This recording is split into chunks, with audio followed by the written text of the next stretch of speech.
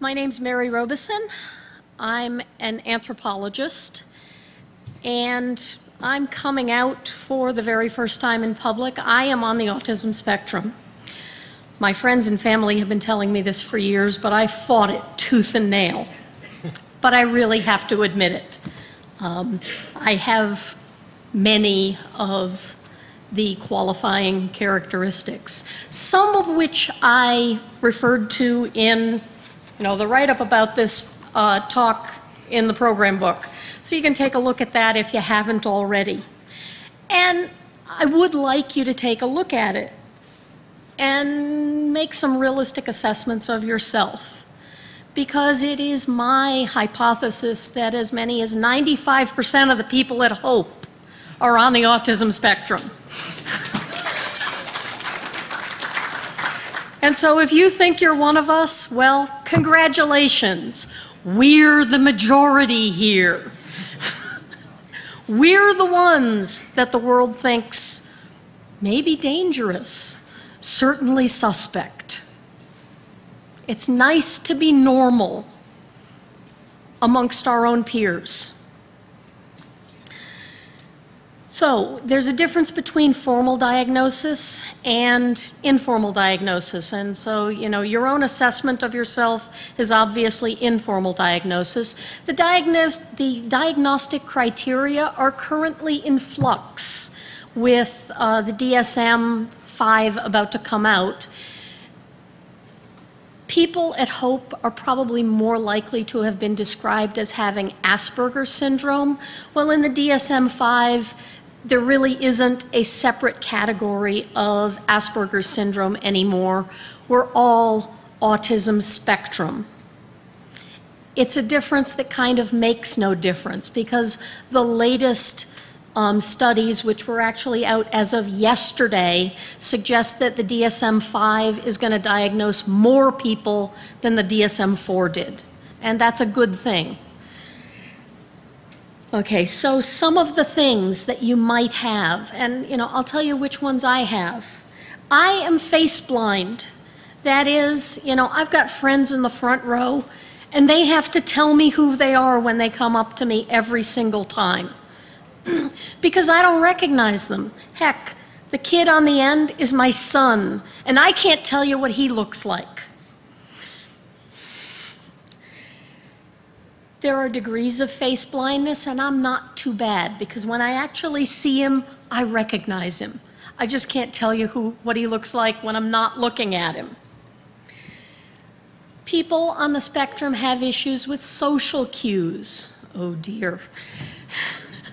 Body language. Do you have problems reading other people's body language? I don't think anyone here has that. No. Or facial expressions. Oh my God, what do facial expressions mean? Sensory differences. I have fairly acute hearing, which is why being in rooms like this kind of drives me nuts, because the echoes are driving me wild. I have perfect pitch. I can't stand going to concerts because no one sings on key. I used to hear burglar alarms and motion detectors. I don't anymore. One of the advantages of getting older is that you lose some of that high frequencies. And oh God, I'm glad it's gone. I couldn't go into my Stop and Shop because I could hear their motion detectors, and it felt like my eyeballs were going to pop out of my head. Monotone voice. Well, I don't think I do that quite as much as some people. But many people on the spectrum have a monotone voice, or don't really express, use facial expressions appropriately. I mean, when something bad happens, do you get a big ass grin? I know I do sometimes. Eye contact. Do you either never look people in the eye, or look at them in the eye so much that they get scared?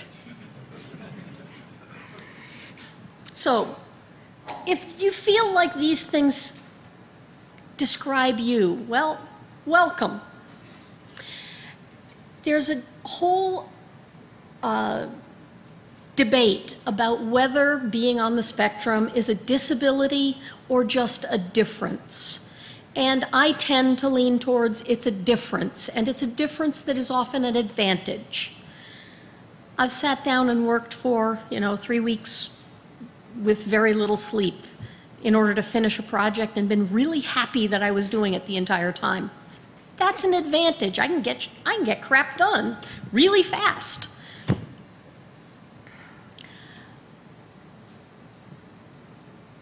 People on the spectrum appear to have a very significant difference in the wiring of their brains. I'm going to let other people talk about that because I feel like I've been talking, getting close to talking enough at this point. But I just want to throw some things out there. Some of the other things that go along with being on the spectrum, though, are things like depression. Because if you've been a weirdo your entire life, damn it, you should be depressed at times. So I'm kind of setting up for you what it means to be on the spectrum. My personal experience has been varied. I'm going to let my son talk about why the ATF came and raided my house because of his autistic interests. But Alex is going to talk first. Okay. Hi, I'm Alex. I'd like to get a raise of hands from anyone in this room of people who are sort of have a specific obsessive interest about maybe something technical, maybe have issues, communicating with people. Might seem okay. That seems like really low number. Come on, guys. Let's. All right, there we go. Some people are like just hesitantly raising the hand. Hopefully, soon people feel more comfortable doing that because what Mary said is right. It's not a bad thing. I don't think there should be a value judgment when you hear about it because it does just describe a very specific subset of people, and I am one of those people. And I actually learned about this when I was 9, and I was one of those kids who would obsessively look through every single file that my parents had, in their drawers and just read stuff and get too much information. And I was reading one day and it said, oh, he has Asperger's syndrome. And I went up to my mom, I was like, what's Asperger's syndrome? She's like, she's like, well, you have it. And I'm like, well, what the hell? Why wouldn't you tell me? This is ridiculous. And then I was like, and I don't have it. That's stupid. I don't have anything wrong with me. And I didn't have anything wrong with me. But at the time, hearing the word disorder, you assume that there is. And when I was a teenager, I didn't know anyone with autism. I didn't know anyone else who has it. Now it seems like everyone I meet, half of them have it. I just notice it. I guess maybe I'm better at picking it up than I used to be. But what I did is I went online to try to find friends. And oddly enough, you would think that the internet would be filled with sites for Asperger's and autism, and because most of the people who are spending every single waking minute of their life on the internet generally aren't going out socially in one-on-one situations talking to people in person. I guess that makes kind of a lot of sense. Anyway, so what I did is I decided to start a website for people with autism, to start a place where I could meet other people like myself, and I did. I had a friend that I had met on a smaller little website for autism, and we decided that we would make it together, and so we developed it, and we launched it, and within a few days there was a few hundred people. So clearly there was, and by the way, the website's called wrongplanet.net if you want to check it out.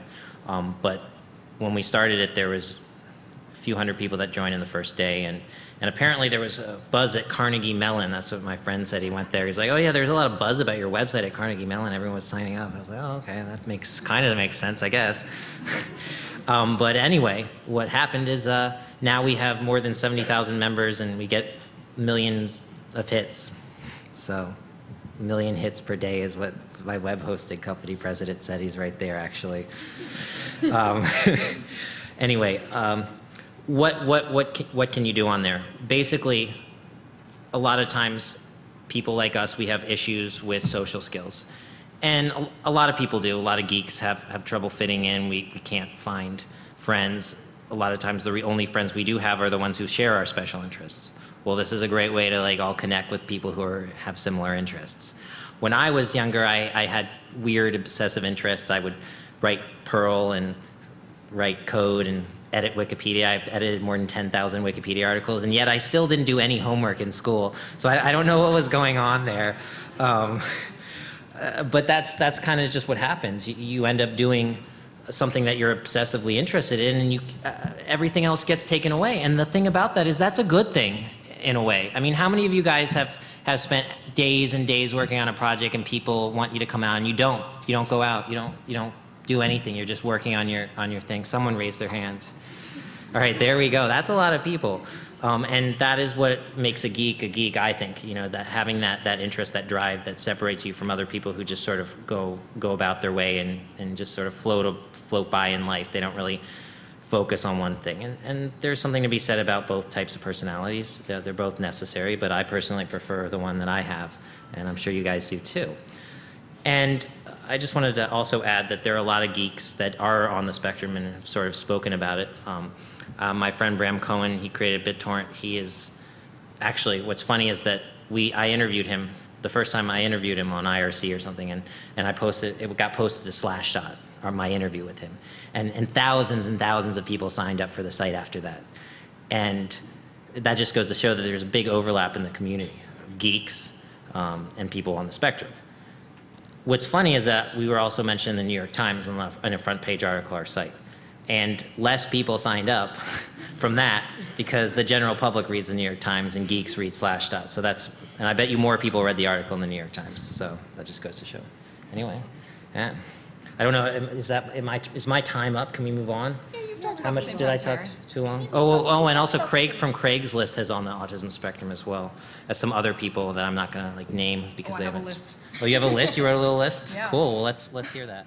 Okay, so my name is Kirsten, and I've been kind of taking notes of things I want to fill in. So first, I just want to say a list of famous people you've probably heard of who are on the autism spectrum or were. Nikola Tesla, who is obsessed with pigeons. Einstein, Craig from Craigslist, as Alex said. Mark Zuckerberg, though we may or may not like him. And Bill Gates, who is seen on YouTube videos rocking back and forth at cafes. Some other traits of autism that Mary discussed that I wanted to kind of further talk about are... Wait, you forgot Jesus. Don't say Jesus. Because a lot of these DSM traits are things that I wasn't diagnosed until I was 19 because I sought out my own diagnosis because I finally decided, like, okay, it must be this, it can't be something else. I'm not broken, there's a reason for all these things I do.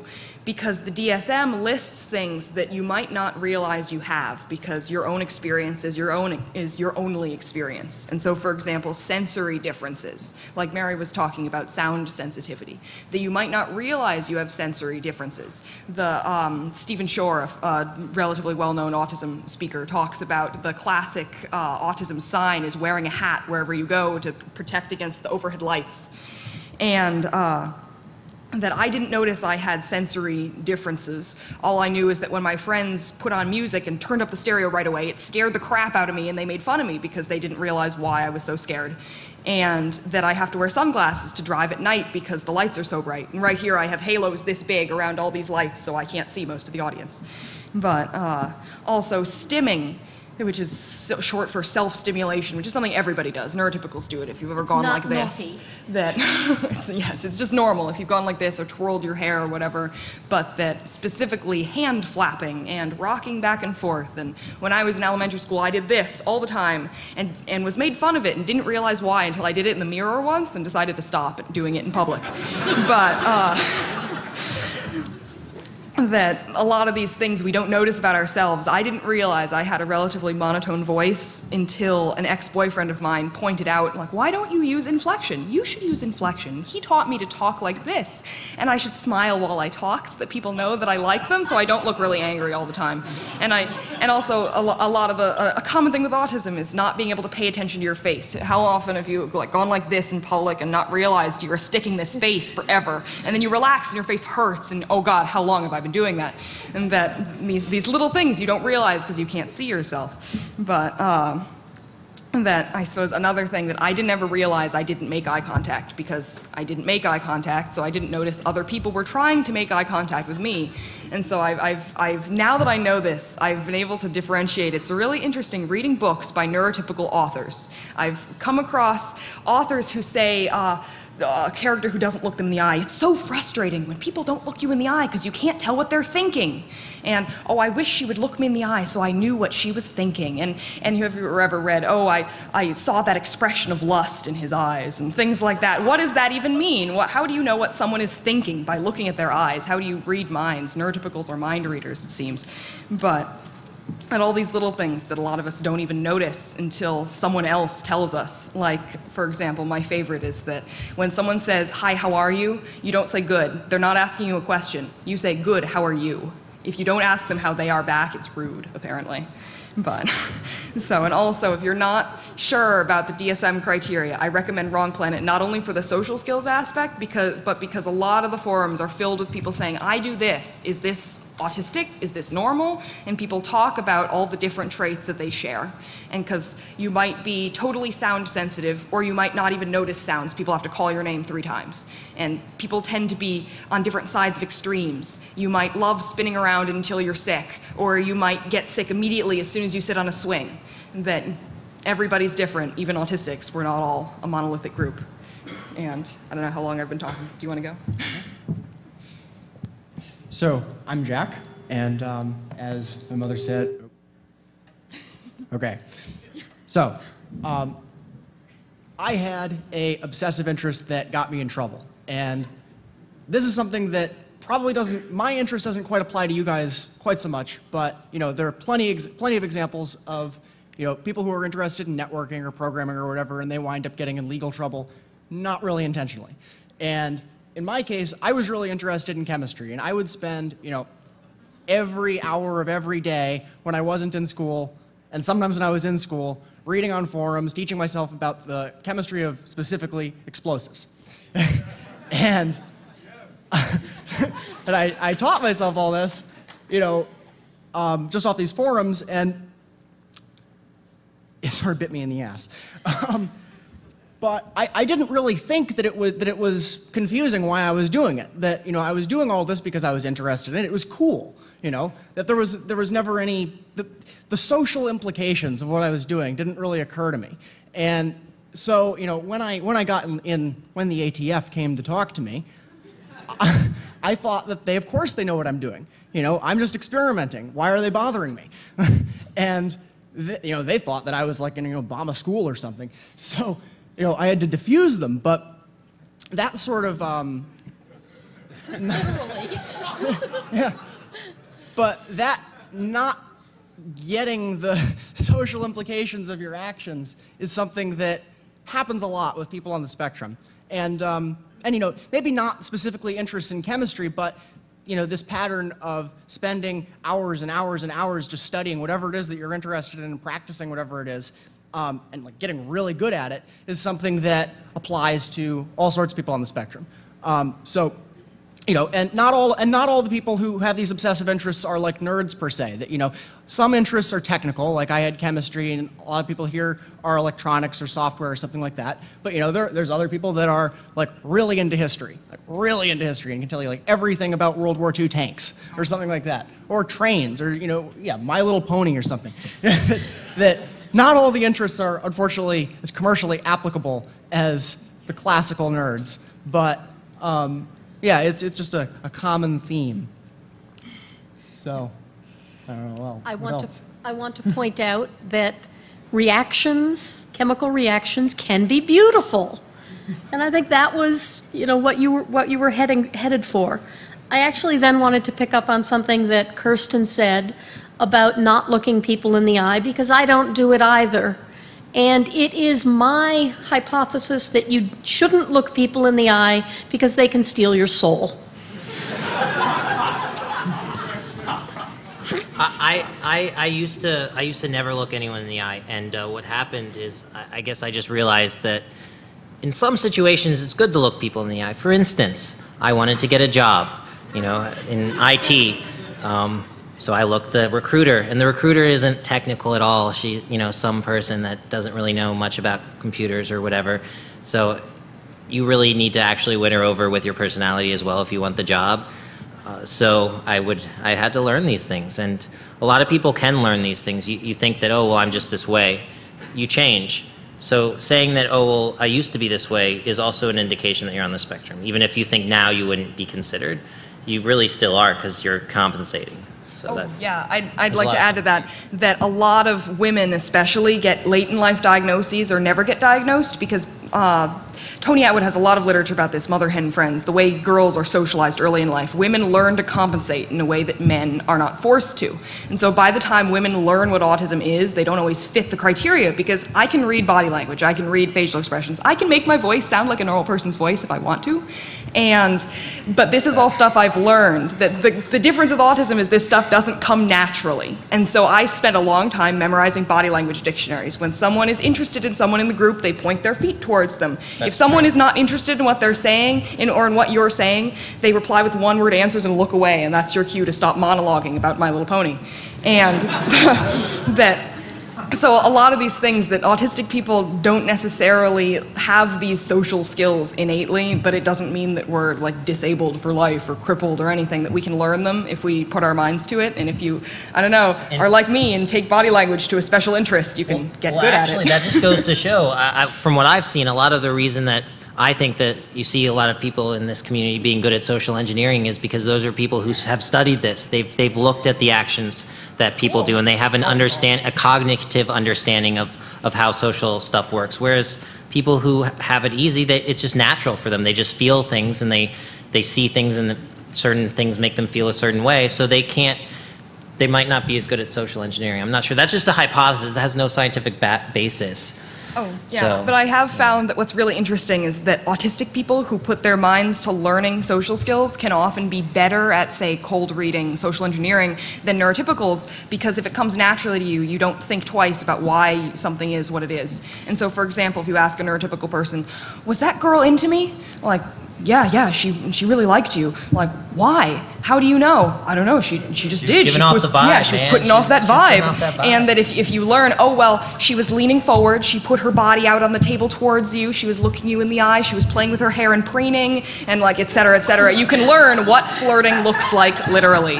And that it can help. And you can get better at this than your neurotypical friends. And in fact, I have done a series, UCLA has a center called the Help Group, or the Peers program, where they actually study social engineering or not social engineering, social skills and body language, and they teach kids with autism like how to learn it. And I did a little video of me flirting with a girl at the doctor's office and asking her out on a date. So there's a little tutorial on there as well. I want to point out to you that if you've met one person on the autism spectrum, you've met one person on the autism spectrum. Everybody manifests differently. That is true. And autism is not something you have, it's something you are. It's an adjective to describe a type of person. It's not something you get from eating at McDonald's or something. Or having smoking. A shot. Yeah. As much as some people would like to argue that. But the idea for this talk came from that I originally came here a couple of years ago, and it just occurred to me that actually science fiction conventions too in general, that it's like there's a specific kind of person. Anime conventions, yeah, sure. But just like, it's kind of hard to describe, but there's a specific kind of person. An example of this was when I first showed up last night here, and I can't remember the guy's name, but there was a guy who walked up to me and we were talking, and he was talking about the horrible noises on the subway and the lighting on the subway. And I don't think that he knew what he was describing inadvertently, but I thought it was like great, that like how it coincided with this talk. One of the ways of thinking of this is, okay, so I'm an academic, and I go to, academic conferences all the time. The difference between, say, someone who goes to the English Language Association meetings, those people are very, very different from people who, say, go to science fiction conventions. Although many people at science fiction conventions are, in fact, interested in literature and would fit in well at at the Association for American Languages meetings, for example. However, there's a bunch of people at science fiction conventions who would fit in better here. The difference between them and us is that the people who go to science fiction conventions like to read about making stuff. The people who come here like to make stuff. And that's how I see the differences. So, questions? So, Yeah. there is a microphone up here in the center. If you'd like to ask questions, you know, we're now here on the firing line for you. And we'll probably keep thinking of things to say. Yeah, if you too. don't have anything So- to ask, then we can come up with something that you might ask and then answer it in like as if you had asked it. That's a possibility that exists. Hello. The reason I'm here is I helped my brother get diagnosed with Asperger's a couple years ago. I had a lot of guilt actually with that because I treated him like crap because I just thought he was lazy his whole life. But after I read up on it and I discovered more about it, it was like, oh, that is my brother. One of the things that I have trouble relating with my brother, and so the reason I'm here is to learn more about it, but also to understand from your perspective.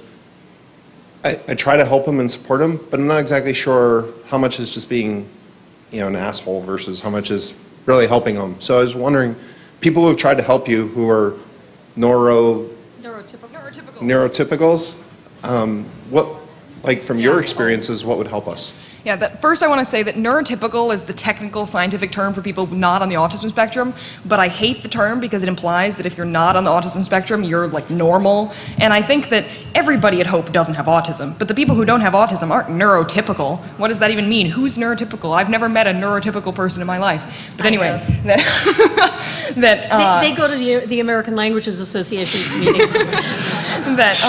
What I was going to say, that I had an ex-boyfriend who was probably the only neurotypical person I can think of meeting, that he was the epitome of neurotypicality. And this is before I was diagnosed. Neither of us really knew about autism. We didn't know I had autism or that I was autistic, whatever terminology you want to use. And he just knew that there were some things that I didn't do for whatever reason, or that I did wrong, or I did weirdly. And so we set out to try to fix me. And that worked out badly. And I think the biggest difference between being an asshole and being helpful is you don't want to try to fix somebody. You're not going to fix them. That's just how they are. But you can teach somebody. So, for example, I learned a lot from him. I learned to say good, how are you, instead of good, and that sort of thing. I learned how to listen to my voice when I talk, so I can vary with intonation instead of just talking like this all the time whenever I talk to people. I'm talking way too fast so nobody can know what I'm saying, and that sort of thing. That I learned self-awareness and to pay attention to myself. But trying to guilt someone into forcing something they can't do, that like he would try to have the emotional relationship conversations, you know, of the here's how I feel, here's why I feel that way, your turn. And I tried to say that there was nothing in there. I don't know what I feel. I don't know how I feel. It's like a blue screen of death. And he thought I was overthinking it. He said, just open your mouth and talk, whatever comes out. And I said, that's not how I work. I don't think in words, I think in pictures. And so I can't do that. I can't explain my emotions without hours and hours of deliberation trying to sort through them. Though through this I learned how to kind of figure out my emotions. But if someone you know is on the autism spectrum and you're trying to help them, if there's something that they tell you they can't do, don't force it. Maybe try to give them advice to how to work around whatever's giving them problems, but if they can't do something, they probably can't. And you're just going to make them feel worse about themselves by telling them that, oh yes, you can do it, you're just not trying hard enough. So, sometimes though, there is a certain level of, oh, well, I'm not comfortable with this and I'm not going to try. And if you do come off maybe a little bit as an asshole, I've had people come off that way, but now later on looking back, it's like, oh, well, I actually kind of learned something from that situation. So in a way, I would say that you definitely do want to help, because but you have to help in the right way. You have to be very logical about it, be very direct. You can't say, oh, well, you know, it'll just, you know, happen, blah, blah, blah. You'll just learn this, you'll just pick it up. People give that kind of advice all the time because that's how it happened for them. But, there's often an element of what's in it for him to learn to do something. And if you can explain why it's important to act normal, that often helps. There has to be some self-interest for the person on the spectrum to change what is normal for them. It's like I've seen kids will be like, well, I don't need to take a shower. Why would I need to take a shower? I don't care. I don't care that I smell bad. But then they'll also ask me why they don't have a girlfriend. But if I'm able to like connect those two together, a lot of times, then they'll get the picture. Yet surprisingly, sometimes still no, Yeah, it doesn't. I was going to use that example. I did not shower regularly until this neurotypical ex told me, you know, people can tell that you don't shower. And I said, really? I thought people couldn't tell. And he said, you know, people not only can tell, you say, well, I don't care what people think. Well, what people think affects your day-to-day life. Things will be easier for you if people like you. And so, like learning social skills, people will like you if you learn social skills. Like just saying, because that's basically all that's what I was thinking, that just saying like, you know, because it's rude, because it's wrong, that's like not a good reason. But if you say like, because you're more likely to get a job that you want, you know, like they have to have the value to them. And if you can make that clear to them, then they'll want to do it actively.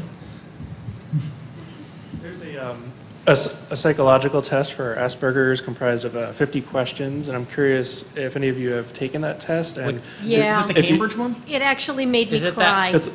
I'm not sure who put it out, Isn't but that it's RDOS 50 thing questions, that and went you find it online? all over the internet. You could do the self-test. I'm curious also if you think it's accurate. I took it the other day. I got a 35 out of 50. Yeah, I've taken like all these tests, and so far I found that the longer ones tend to be better. I think I know what you're talking about, the 50 question one. I think that must be the AQ, and that one's pretty good. It's too short to really be comprehensive. Really, I recommend, it has a silly name, but the Aspie quiz. If you Google the Aspie quiz, it has several hundred questions, and it's constantly updating based on that people can fill in whether they have a diagnosis or not, and they compare the answers from people who are on the spectrum. And some of the questions have nothing to do with autism, so there's controls, and it gives you a spider diagram of not just a yes or no, it gives you which areas you're strong or weak in, or how you present, that sort of thing, and so it's a much better tool. And so you can tell whether you're autistic or maybe just a little spectrum-y or whatever.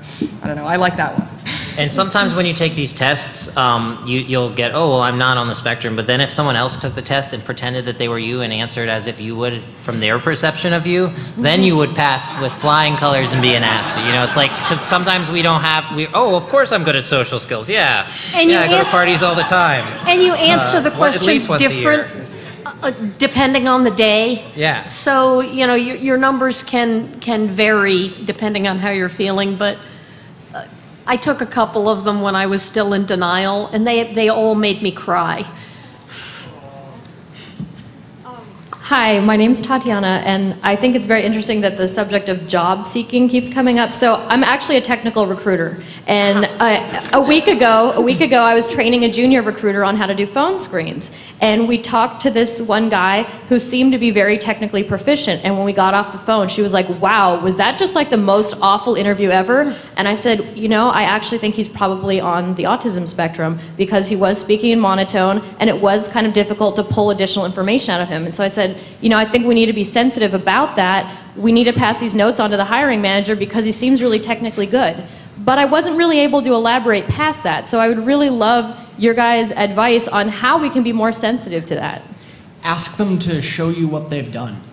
Like, I mean, like a lot of the time they will have some sort of projects that they will have done themselves. Yeah, like a portfolio of sorts. And that's a really good way.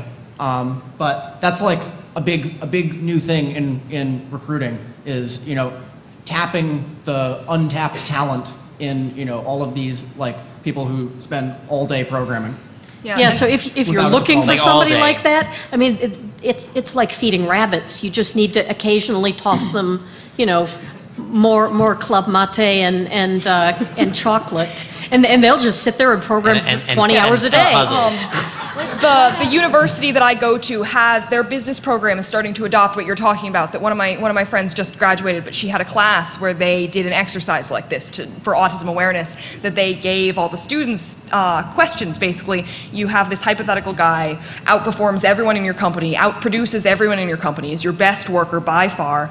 But there have been complaints from other workers that he makes them feel uncomfortable. He doesn't talk appropriately. He's very monotone. He's socially awkward. He behaves inappropriately, but like no harassment, nothing like that. He's just weird. But he's the best person in the company. Would you promote him? And everybody said, no, this guy's awful. I want to fire him. And so the professor turned around and read them what they'd said and said, do you realize what you're saying? You want to fire your best employee because he doesn't know how to make small talk at the coffee machine.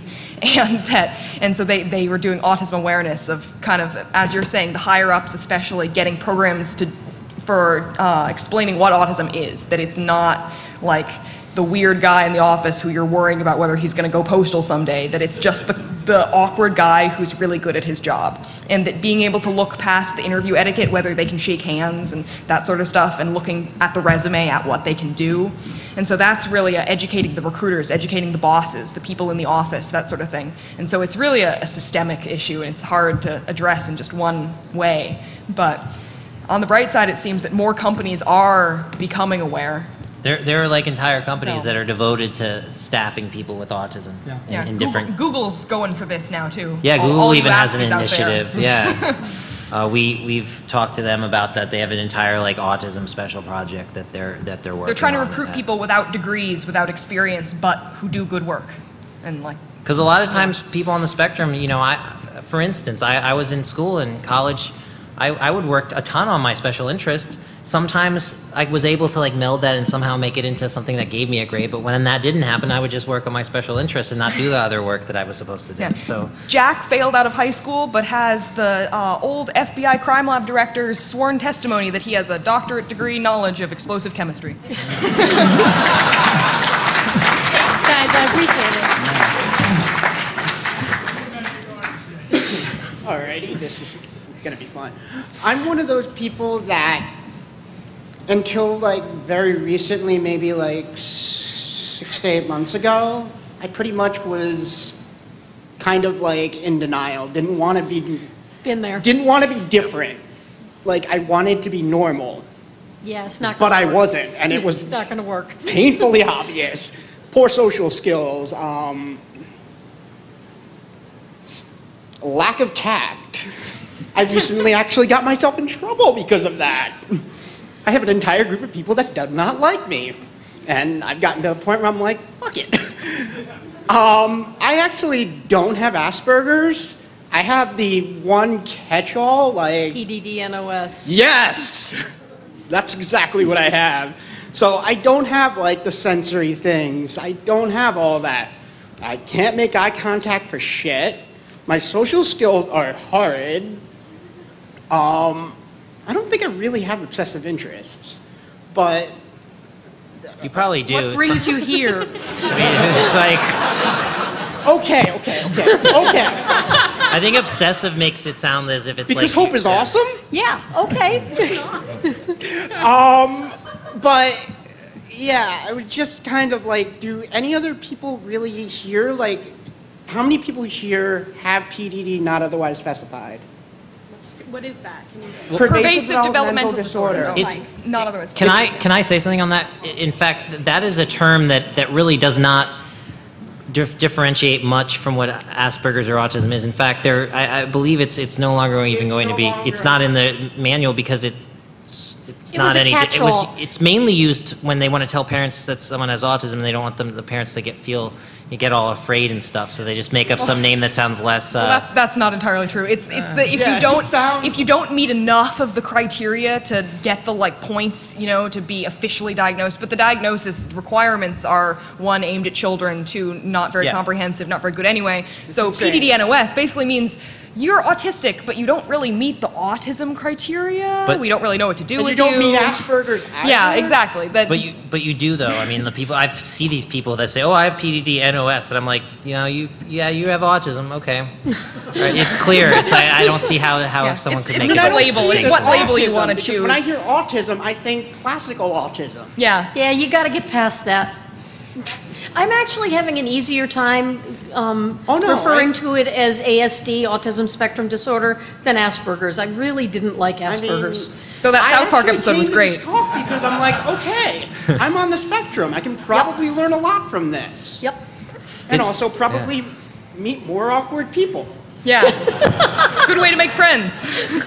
So whenever someone tells you that you're autistic, you can just say, "Yeah, I am." High five. Big hairy deal. And I mean, and it also helps to explain, like, what, like, not justify, but explain, like people, like, Like, I'll talk to people, I'll say things like trying to clean up a mess, like after I piss someone off. And in trying to do that, I won't see that I'm pissing them off further until it reaches the boiling point where these social cues are so blaringly obvious, you can't miss them. But the subtle one that I miss. Yeah, I feel you. Yeah, and it absolutely pisses me off. It makes you feel like shit when it happens. The thing is that, like, once you realize that it's not your fault, that when you're doing these things because you're trying to do it in the right way, and if you can explain that to them and they can understand it, and most people, if you explain it in the right way, if you can figure out a way that you can get through to them to make them understand why you're doing these things, they'll understand and give you more patience. Apparently. Yeah. But to help you specifically, it sounds like you need to read the book that Kirsten read. Oh, you mean it's not a book? Google Body Language Dictionary. Yeah. One other thing. So many I'm of gonna wrap them. They're it up. great. Like, I'm actually around a group of people right now that if I'm not 100% politically correct, they'll jump on me. Like, don't hang out with those people. So easily offended. Find a new My group. lack of tact makes being politically correct nearly impossible. And besides, politically incorrectness facilitates awesome jokes. All right. Well, thank you. That is true. Kind of riffing off of this. There's more than one way to be neurotypical, because usually you just hear about autism spectrum disorder. Yep. I have attention deficit hyperactivity disorder, and about half of my stuff fits with autism spectrum disorder, but the other half just completely doesn't. And I have a really good therapist right now, and the more I learn, the more, because I was diagnosed in 2nd grade, which was like late 80s, early 90s, and the more I learn, the more, because of new research, that the more the stuff that I'm like, well, maybe I have some Asperger's, and I actually talked to my therapist about this, and he's like, no, actually, we now know that people with ADD also do this. So like the poor social skills, the not being able to read faces, I went from not being able to read faces to being way too hypersensitive, and like, I read tired as angry, always. I read tired as angry, so I have to go, are you angry at me or just tired? So if you feel like, this is kind of fitting, but it's not really fitting, maybe you have one of the other ways of being neurotypical. Look into that. Look into the neurodiversity movement. There's more than just autism and neurotypical. And there's Venn diagrams, we all overlap, we're all different. And the whole, is it a disability or is it just being different? I think maybe it can be one for one person and one for another, and I think it's more of, do you feel this is holding you back in your life? Does it help you at this point to identify this as a disability? And if it does, then go ahead and do that, because I mean, I identify it both as just being different and as a disability, because sometimes it really does screw with my life, so. Yep, use what works for you. Hi, could you talk a little bit about the process of repatterning your vocal style, like what type of exercises you did or what you found useful? Recording yourself is helpful, like with a good camera or something. Not just because, I mean, it takes out the bass, it makes you sound weird, but if you're monotone, and if you're talking too fast, I talk way too fast, so that was for me, that listening to yourself, and then from that, trying to listen to your voice while you're talking, and being able to learn to kind of auto-correct while you're talking. And so a lot of times I relapse back into the too fast monotone kind of voice like this, but I can slow down and notice I'm doing it, and revert back to going up and down in the appropriate places, going up for questions and things like that. And that, I don't know, it takes a lot of practice and it takes a lot of self-awareness that if you forget, if you're tired or if you're stressed or just not paying attention, you can relapse. Whatever, relapse is not the right term.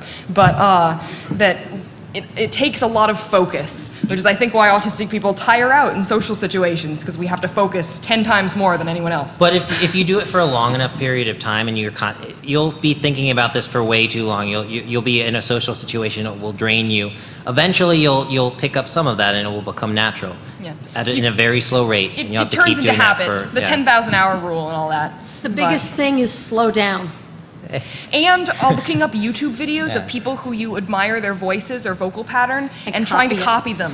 I got that advice. I got that advice from a transgender woman who said that's how she learned how to talk like a girl. That she copied. I can't remember her name. A woman from The Office who has a really girly voice. So I looked her up too and copied her voice. By the way, do you think like Brad Pitt naturally sounded sexy? Like he had to like learn how to talk like that. It's not like it's natural for everyone. Yeah. Andy Paris has a question. What's up, man? Hi, Andy. Full disclosure, I know these guys. But I have a question for you, which is, because it's a spectrum, as you've mentioned, and there are, you can be autistic in one way and maybe not in another, and there's, we also, as adults, you said, find ways of compensating, and since all the diagnostic material is geared toward children, can you talk about how it's benefited you, especially you, Mary, as an adult, to come to terms with it, and use the label as you have today, and why we don't just throw up our hands and go, well, I've compensated enough, and it doesn't really matter.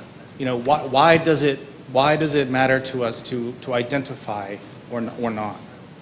I find that I don't piss people off quite so much when I tell them up front that I don't recognize people.